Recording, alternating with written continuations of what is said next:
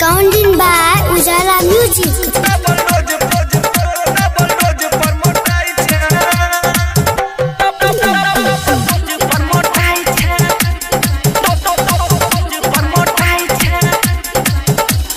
दिने दिने छौरी तू फूल जाइ छै हाँ गे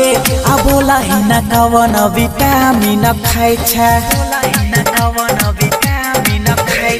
दिने दिने छौरी तू फूल जाइ छै आ बोला ही न कवन विटामिन खाइ छै डीजे वाला कैमरा वाला दुनु से खाइ छै डबल डोज पर मोटाई छै आधी आधी रात के बोला कहाँ जाइ छै डबल डोज पर मोटाई छै एक गो दिल पर दुनु के रख छै डबल डोज पर मोटाई छै डबल डोज पर मोटाई छै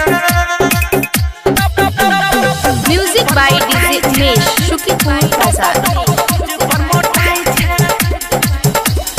पहिले छलो डीजे वाला तो हरियार गे पहिले छलो डीजे वाला तो हरियार गे छोरा कैमरा वाला के बने ने छछतार गे कैमरा वाला के बने ने छछतार गे पहिले छलो डीजे वाला तो हरियार गे कैमरा वाला के बने ने छछतार गे रथ वाला छोरा पर पूरा फिदा छै डबल डोज पर मोटाई छै आधी आधी रात के बोला कहाँ जाइ छै डबल डोज पर मोटाई छै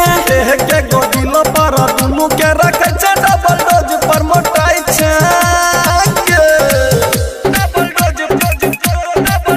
पर मोटाई छै Music by DJ Umesh, Shukipur Bazaar.